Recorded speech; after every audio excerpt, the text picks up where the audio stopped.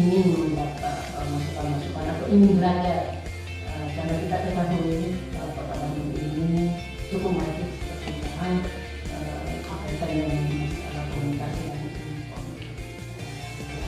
redaksi. Teman-teman dari redaksi pikiran rakyat itu ya mengkomunikasikan potensi-potensi untuk kemajuan ini, datang tujuannya datang di sini untuk belajar, untuk mendapatkan masukan-masukan bagaimana mengembangkan, bagaimana mempublikasikan kebijakan pemerintah Kota Bandung bisa sampaikan kepada masyarakat, dan bagaimana pula masyarakat itu dapat mengakses dengan cepat dengan mudah informasi-informasi.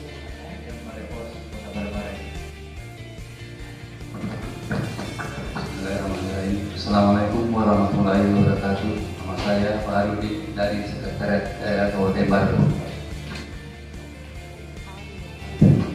Assalamualaikum warahmatullahi wabarakatuh.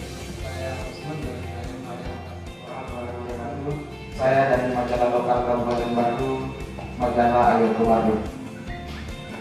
Assalamualaikum warahmatullahi wabarakatuh. Saya Abdul Latif Ahmad dari Koran Majalah Pendidikan Makassar.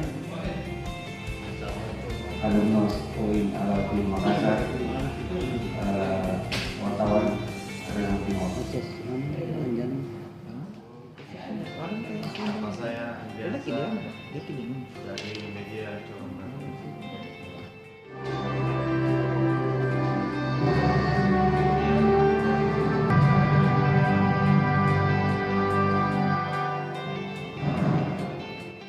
Sudah 4 tahun ini kita melakukan sendiri pengembangan wawasan, mulai dari Jakarta, Bali, Jogja hingga ke Bandung ini.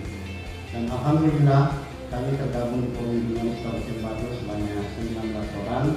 Itu merupakan bentuk kemitraan, bentuk pengabdian yang selama ini dilakukan oleh pemerintah Kabupaten Bandung beserta teman-teman yang tergabung dalam forum kami. Dan itu merupakan apresiasi kami dari Forum Jurnalis Kabupaten Bandung beserta rombongan. Mungkin itu yang kami sampaikan. Opla di pikiran rakyat berapa, dan hari ini berapa dicetak, dan peredarannya apakah cuma di Jawa Barat atau ada di luar Jawa Barat? Bahwa eksisnya sebuah media itu tergantung dari pengelolanya, itu dari segi strukturnya. Apakah pikiran rakyat selama ini atau apa saja ada dari kiat-kiatnya, Bu? Terima kasih. Assalamualaikum warahmatullahi wabarakatuh. Di Jawa Barat, nah, tentu sebagai media yang terdepan, tentu itu akan menjadi kiblat masyarakat untuk mendapatkan informasi, dan tentu juga itu karena kepercayaan masyarakat sangat tinggi terhadap pikiran rakyat. Nah, pertanyaan saya, apakah ada strategi khusus yang diterapkan oleh pikiran rakyat ini sehingga kepercayaan itu dapat terjaga? Yang kedua, kemudian seperti apa pendekatan-pendekatan yang dilakukan sehingga bisa menjalin sinergitas yang kuat dengan pemerintahan setempat. Terima kasih. Baik, tadi pertanyaannya berapa operasi pikiran rakyat? Mungkin untuk saat ini semua media memang mulai mengalami penurunan opla ya. Tadi seperti disebutkan di kampanye Kota, memang itu kurang lebih 3 tahun lagi. Jadi itu kita memang oplanya masih lumayan relatif tinggi, 180.000 exemplar. Nah sekarang kemungkinan paling 100 sampai 120 lah. Dan kita itu 80% pelanggan. Jadi sudah 80% pelanggan, berarti sisanya itu pengecer ya, gitu ya. Nah, pikiran rakyat kenapa masih tetap bisa eksis di masyarakat Jawa Barat?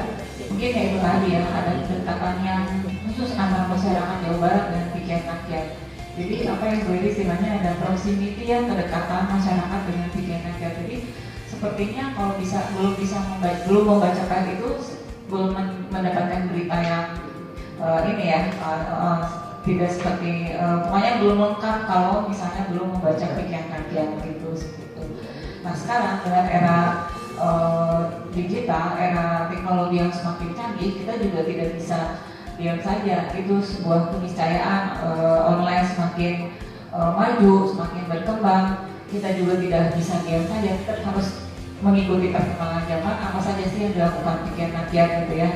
Nah, untuk dari berbagai bidang yang ada di PNK, tentu saja kita terus mengalami pembaruan, terus mengalami inovasi, kreativitas untuk dituntut oleh bagian, terutama 3 bagian penting dalam media ya, redaksi, simulasi, dan iklan. Di bagian iklan sendiri juga kita melakukan inovasi dan kreasi yang dibikin oleh iklan. Sepertinya kan dengan kondisi ekonomi secara menyeluruh juga perusahaan banyak yang mengurangi budget iklannya.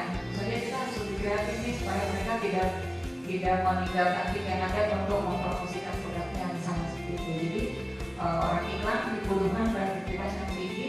Kita jemput bola pada pengiklan, kita punya program ini, perusahaan Bapak ingin diiklankan seperti apa, dengan budget berapa, itu customize gitu ya. Jadi kita mencoba mengakomodir keinginan pengiklan untuk bisa tetap bisa dipikirkan gitu ya, karena memang media itu bisnis pengaruh. Jadi kalau pengaruhnya masih lumayan besar, terutama pikiran kan masih bisa dipercaya di Jawa Barat, ya insya Allah masyarakat masih mempercayakan pikiran Anda sebagai referensi para pemilih. Kita berusaha mengakomodir keinginan pembaca masyarakat Jawa Barat. Makanya kalau teman-teman sekalian di sini juga mungkin melihat ya, orang kayak itu ada beberapa suplemen yang disajikan, itu salah satunya mengakomodir para pembaca yang memang mereka ada konsumsi olahraga, politik, jadi kalau saya di rumah, jadi mungkin sedikit memberikan gambaran bagaimana strategi yang dilakukan. Lalu kenapa masih bisa bertahan? Sebetulnya kita kembali kepada moto saja, dari Jawa Barat, oleh masyarakat Jawa Barat, untuk masyarakat Jawa Barat, dari oleh untuk masyarakat Jawa Barat. Itu kami konsisten di situ ya. Itu satu, kembali kepada moto kita, dari oleh dan untuk masyarakat Jawa Barat. Yang kedua, strateginya termasuk resepnya mungkin Bapak tadi sampai tanyakan, itu kami mengikuti perubahan yang terjadi ya. Jadi kota, provinsi, media semua sedang berubah ya. Jadi mau tidak mau media ini harus mengikuti perubahan yang terjadi ya. Contohnya apa? Kalau selama ini kita di redaksi menyajikan, kita yang membuat, maka setelah era berubah, masyarakat akan membuat gitu.